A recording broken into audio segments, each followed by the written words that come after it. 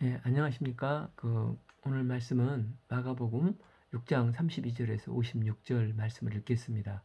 그 요절은 37절 대답하여 이르시되 너희가 먹을 것을 주라 하시니 예수 승리의 절정인 갈릴리 사역의 후반부 사역의 특징은 이 축사, 치유, 창조 이 사이클을 그리고 있습니다. 오늘 말씀은 사복음서에서 다 나오는 오병이어 기적의 창조 사역입니다. 그리고 이제 갈릴리 여행의 세 번째 여행 중에 두 번째 여행으로 제자 훈련을 시키십니다. 30일 이르시되 너희는 따로 한적한 곳에 가서 잠시 쉬어라 하시니 이는 오고 가는 사람이 많아 음식 먹을 겨를도 없었습니다. 제자들이 파송됐다가 돌아오고 선교 보고회를 통해 믿음을 체험하고 큰 승리와 감격에 쌓였습니다. 이로 제자들이 예수님 양떼들이 이제 예수님께 몰려와 심지어 밥 먹을 겨를도 없었습니다. 예수님은 제자들에게 쉼이 필요하고 또한 과거 승리에 머물러 있지 않도록 하기 위해서 32에 배를 타고 따로 한적한 곳으로 갈세. 이곳에서 밥도 먹고 좀 한숨 돌리면서 재충전의 시간을 갖게 하려고 함께 한적한 곳으로 가셨습니다. 그런데 사람들이 이곳도 먼저 알아보고 돗자리를 깔고 자리를 잡고 예수님 일행을 기다리고 있는 것이었습니다. 33 그들이 가는 것을 보고 많은 사람이 그들인 줄 안지라 모든 고을로부터 도보로 그곳에 달려와 그들보다 먼저 갔더라. 이걸 보신 예수님의 마음이 어떠셨습니까?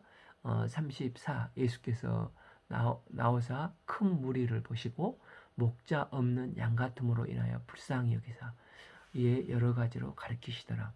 예수님은 이런 그 무리들을 보시고 목자를 잃어버린 양과 같이 불쌍히 여기셨다는 것입니다.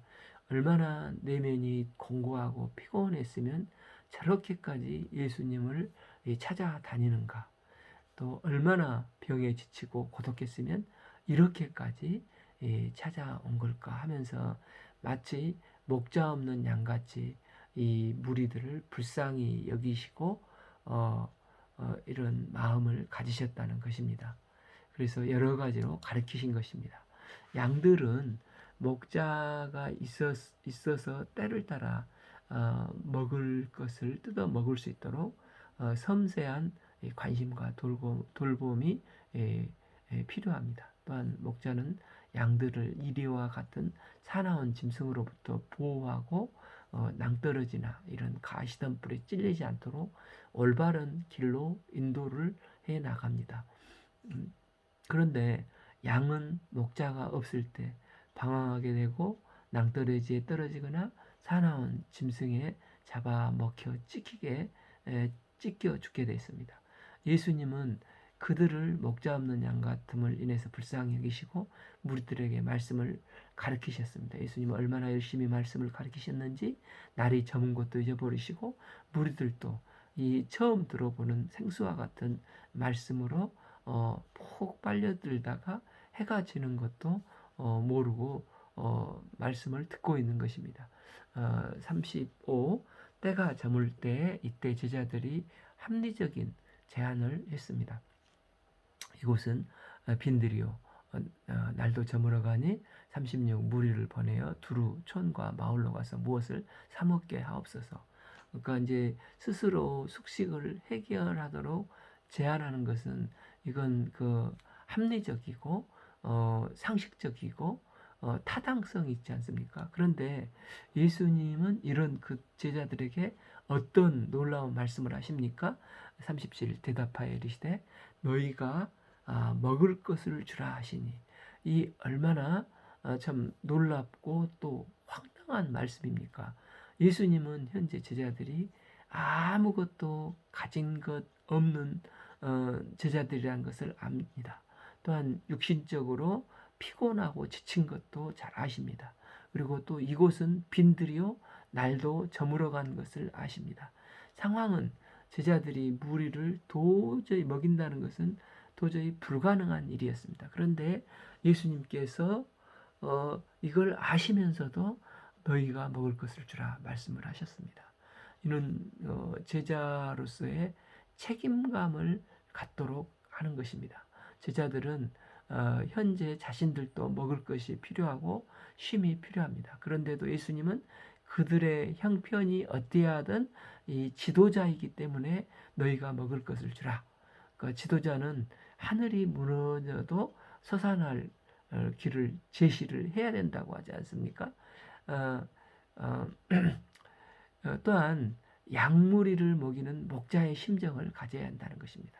그러니까 이런 책임감만으로 백성들을 먹이는 것은 한계가 있기 때문에 예수님께서 양들을 보며 목자 없는 양과 같이 불쌍히 여기시는 이런 이 목자의 심정이 있어야 한다는 것입니다. 38 이르시되 너희에게 떡이 몇 개가 있는지 가서 보라 하시니 알아보고 이르되 떡 5개와 물고기 2마리가 있더이다 하거늘. 예수님의 대답은 된다 안 된다 말하지 않고 너희에게 빵이 몇 개 있는지를 가서 보라고 말씀하셨습니다. 제자들이 가서 찾아보니 어른 것도 아니고 순진한 어린이가 도시락을 여기 있어요 하면서 오병이어를 내놓자 그걸 가지고 예수님께 드린 것입니다. 이 오병이어 도시락 하나로 남자만 5,000명, 뭐 다 합하면 2만 명 정도 될 수가 있는 건데 무슨 수로 이 도시락 하나로 그 많은 사람들을 먹일 수가 있겠습니까? 이는 불가능한 일인데 주님은 그 다음에 놀라운 행동을 하십니다. 39 제자들에게 명하사 모든 사람으로 때를 지어 푸른 잔디 위에 앉게 하시니 질서정연하게 앉히는 것입니다. 무리들은 뭐 쌀가만이라도 쌓여 있거나 급식 차라도 와 있으면 뭔가 그럴싸할 건데 그런데 40 때로 100명씩 또는 50명씩을 앉은지라 40일 예수께서 떡 5개와 물고기 2마리를 가지사 하늘을 우러러 축사하시고 떡을 떼어 제자들에게 주어 사람들에게 나누어 주게 하시고 또 물고기 2마리도 모든 사람에게 나누어 주매 예수님은 하늘을 우러러 감사 기도를 드렸습니다. 예수님은 기적을 일으켜달라고 기도하지 않으시고 기적은 이미 있었고 이미 와 닿은 것이옵니다. 예수님은 이것을 이미 보신 것입니다. 그러니까 예수님이 하시는 기도는 기적을 베풀어 달라는 기도가 아니라 하늘을 우러러 다만 감사 기도를 드렸습니다. 그리고 나서 예수님은 믿음으로 빵을 떼어서 나누어 주기 시작하셨습니다. 그런데 빵은 신묘막측하게 나누어 주면 줄수록 계속해서 새로운 빵이 나오는 것입니다. 이게 나눔의 기적입니다. 나 혼자 움켜쥐고 잘 먹고 잘 살면 그것으로 끝이 나버리고 아무 의미가 없습니다. 그래서 손을 펴야 합니다. 문둥이처럼 오그라진 손을 펴서 나누어 줘야 합니다. 그럴 때 우리의 인생에 놀라운 열매를 맺게 됩니다. 이게 하나님의 놀랍고 신비로운 하나님의 방법입니다. 하나님의 마음을 내 가슴으로, 내 삶으로 경험해 보고 내가 주면 없어지는 게 아니라 하나를 주면 하나님이 또 기적을 만들어내십니다. 이게 오병이어 기적의 교훈입니다. 결과가 어떻게 되었습니까? 42 배불리 먹고 배고플 때 맛있는 음식을 먹으면 참 행복하지 않습니까?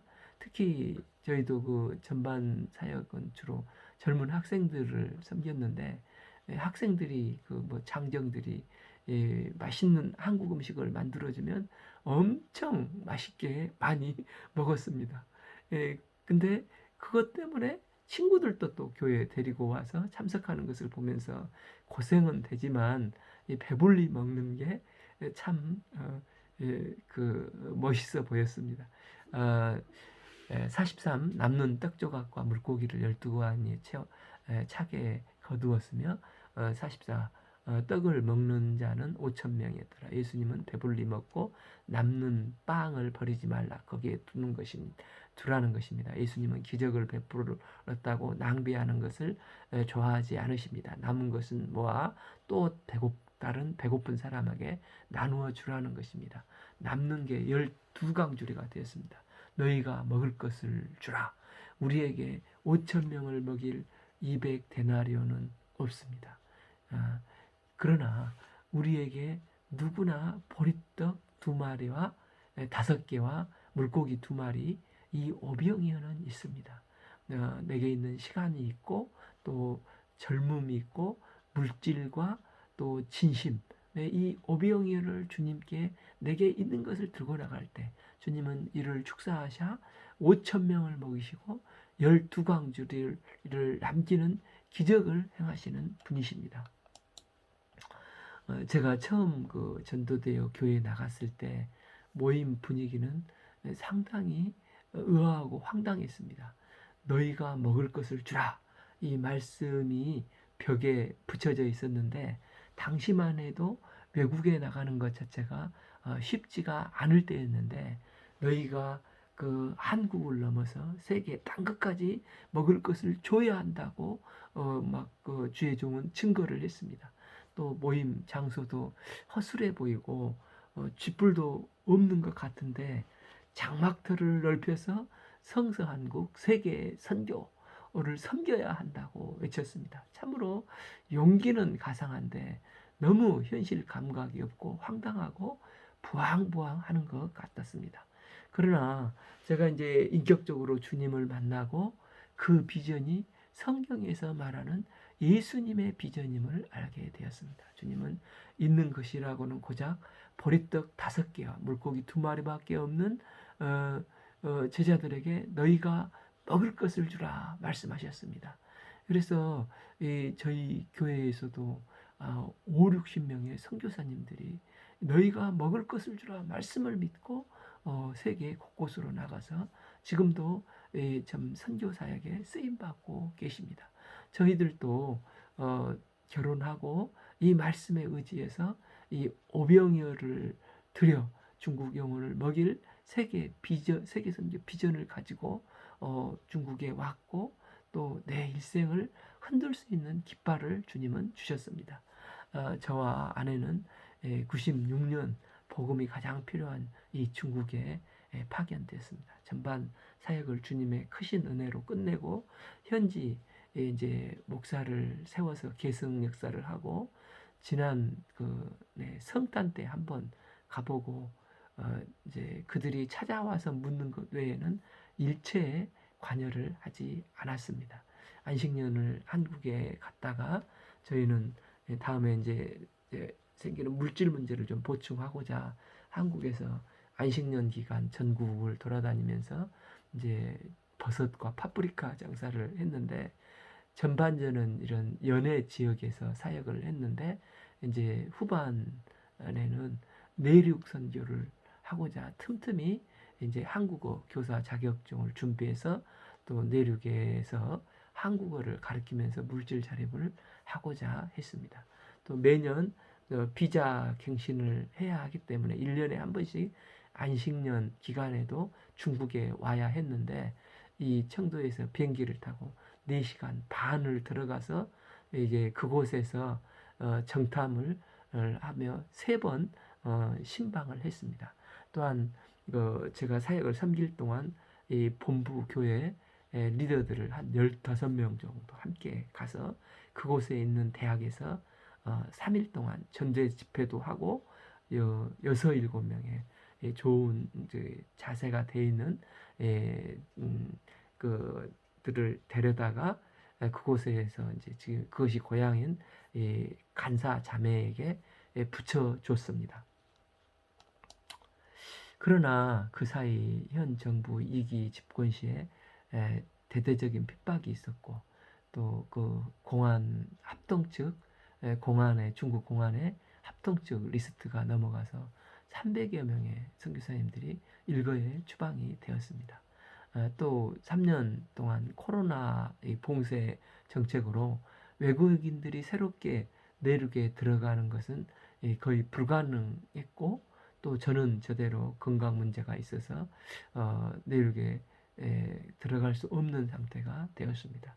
저는 어쩔 수 없이 다시 이곳에서 아내 직장 부근에서 성경 통독과 또 새로 교회를 개척하고 이제 6명 정도 이제 건강 관리하면서 이게 섬기는데, 이렇게 사역을 섬기는 것도 좋다고 생각을 했습니다. 그러다 이번 이제 부활절 전에 본 교회에서 이 장 목사가 이제 8년 만에 좀 안식년을 하고 싶다고 다시 우리를 초빙을 1년 동안 초빙을 해서 지금은 매주 본 교회를 섬기고 있습니다. 가서 보니까 이제 이 핍박 기간에 많이 움츠러들었지만은, 그러나 하나님께서는 선을 이루시고 오히려 그 전반 사역에 세웠었던 5명의 이제 목사들이 각각 개척을 해서 몇몇 가정들끼리 이렇게 개척을 해서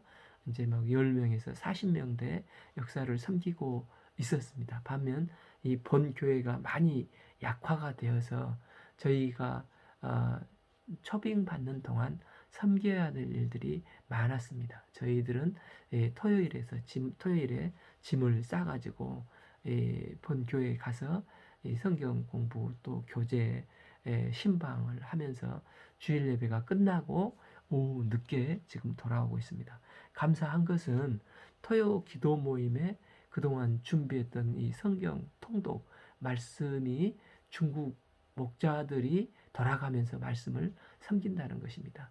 이 마태복음, 이사야, 시편, 요나서 이렇게 리더들이 각각 맡아서 이제 한 달에 한 번 정도씩 돌아오는데, 이 마태복음을 하면은 1장하고 또 다음에 순서가 들어오면 2장 해가지고 마태복음의 전문가가 되도록, 그리고 그 말씀 앞에서 신앙을 성장하도록 이렇게 하면서 기도 모임을 하고 있는데 참 좋은 것 같습니다. 제가 정말 아프지 않았으면 생각지도 못할 일을 성령께서 에게 성경 통독을 준비케 해주셔서 감사합니다.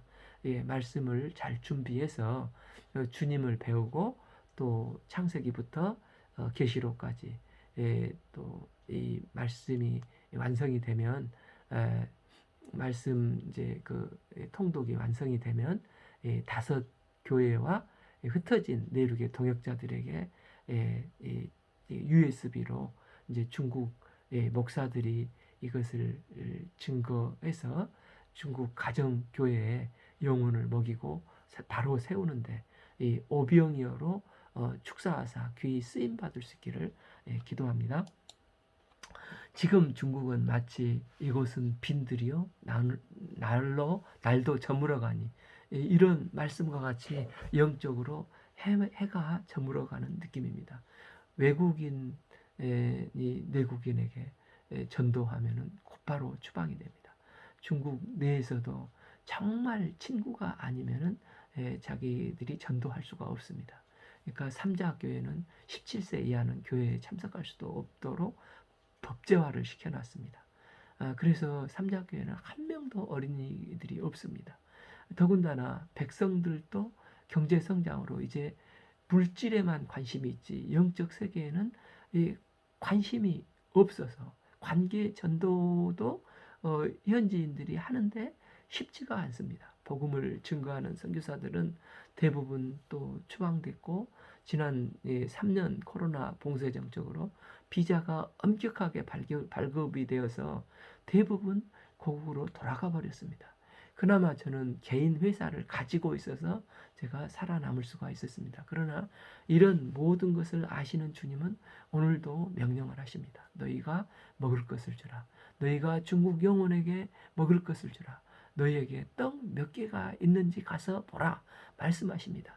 저에게 있는 성도들을 바로 세우는 이 오병이어를 드리는 일과 또 성경 통독 오병이어를 주님께 드릴 때 주님께서 축사하시고 이 남겨놓은 이 시대에 남는 자들을 먹이시고 주님의 구원 역사를 이 땅 가운데 친히 이용하시고 친히 이루시고 우리를 사용하실 것을 믿습니다. 저에게 있는 오병이어를 축사하시고 하나님의 영광을 드러내시기를 기도합니다. 예수님의 갈릴리 후반 사역의 특징은 축사, 치유, 창조 사역이셨습니다. 첫 번째 갈릴리 여행 전에도 축사, 치유와 풍랑을 잠잠케 하시는 창조 사건을 통해서 주님의 권능을 드러내셨습니다. 두 번째 가르사 광인을 축사하시고 혈루증 앓는 여인과 야이로의 딸을 고치시고 치유 역사를 이루시고 이제 오병이어 5,000명을 먹이는 창조 사역을 이루셨습니다. 이제 예수님은 세 번째 갈릴리 여행 중에 두 번째 갈릴리 여행을 떠나사 제자 훈련을 시키십니다. 45 예수께서 즉시 제자들을 저쪽 가사 자기가 무리를 보내는 동안에 배를 타고 앞서 건너편 벳세다로 가게 하시고 오병이어로 남자만 5,000명을 남녀노소 합하면 약 2만 명을 먹이신 예수님을 통해서 사람들은 큰 충격을 받았습니다. 그래서 예수님을 왕으로 삼고자 더 열광을 하고 예수님의 인기는 절정에 올랐습니다. 이때 예수님은 제자들을 급히 재촉하여 벳세다로 보내고 사람들을 각자 집으로 가도록 하고 예수님은 산으로 올라가셨습니다. 46 무리를 작별하신 후에 기도하러 산으로 가시니라. 예수님은 결코 인기와 환호성 안에 머물러 갇혀 있기를 원치 않으셨습니다. 대부분 사람들은 칭찬과 인기에 갇히면 여기가 몽롱해지고 목표를 잃어버리고 큰 위기에 빠지게 됩니다. 예수님은 인기가 올라갈수록 하나님께 집중하기 위해서 제자들은 배를 태워 보내고 또 예수님은 홀로 기도하러 산으로 가셨습니다. 47 저물매 배는 바다 가운데 있고 예수께서 홀로 무태에 계시다가 48 바람이 거스름으로 제자들이 힘겹게 노를 젓는 것을 보시고 예수님은 산에서 기도하시는 예수님은 관심은 배를 타고 가는 제자들에게 있었습니다. 예수님은 배에서 파고와 싸우며 진액을 다 빼고 약 10여 시간을 이렇게 바람과 풍랑과 싸우고 있는 제자들이 얼마나 힘들고 공포스러워하고 있는 것을 보셨습니다. 예수님은 제자들의 이 위기를 다 지켜보고 계신 것입니다. 우리는 위기에 빠지면 늘 나 혼자다 생각하고 하나님은 나를 지켜보시고 있지 않는 게 아니신가?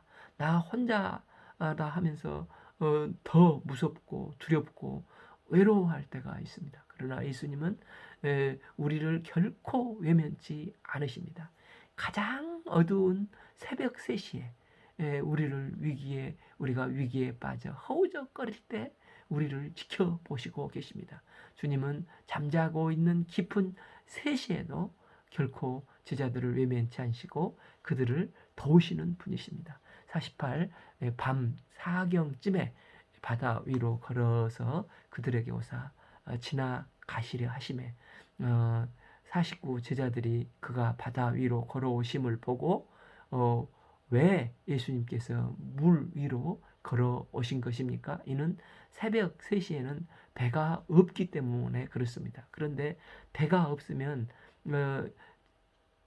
나아갈 수가 없었지만 제자들은 예수님은 지금 제자들이 힘겨워하는 것을 보며 물 위를 걸어서라도 그 제자들을 구원하기 위해서 오시는 분이십니다. 예수님은 택한 자들을 끝까지 사랑하시고 책임을 지시는 분이십니다.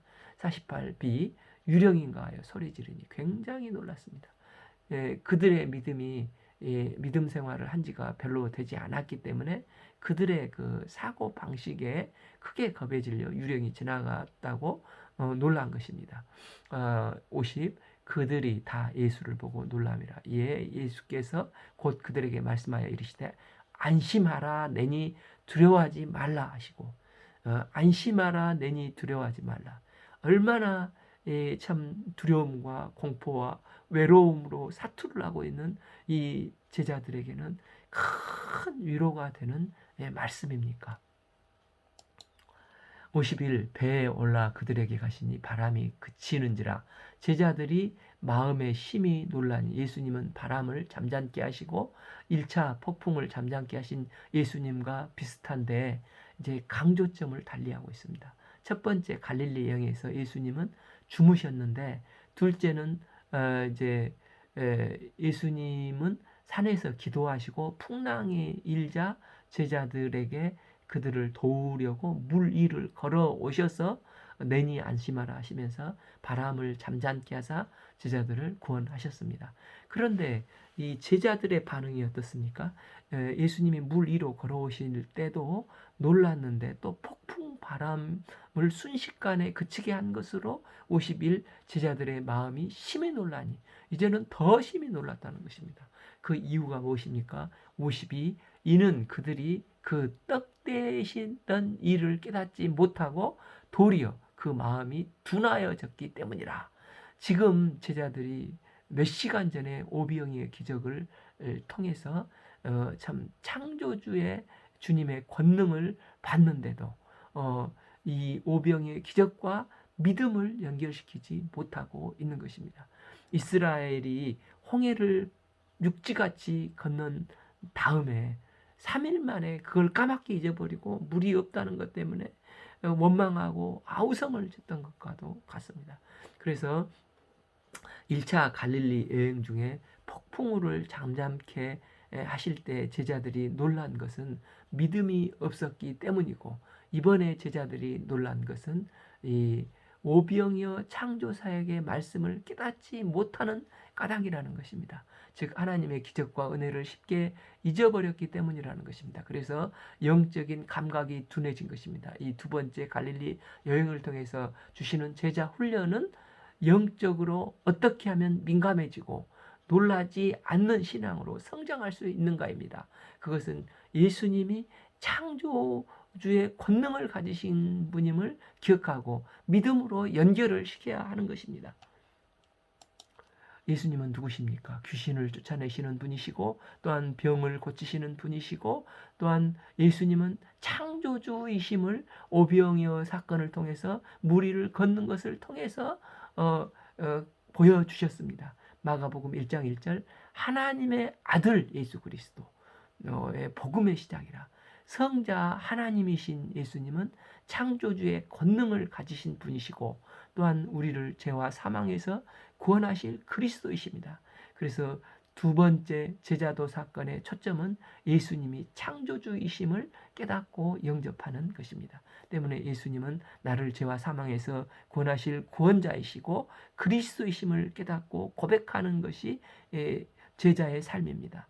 또한 이 1차가 이것이고, 2단계는 예수님이 누구신가? 그분은 성자 하나님으로 창조주의 권능을 가지신 분을 믿고 받아들이는 것입니다.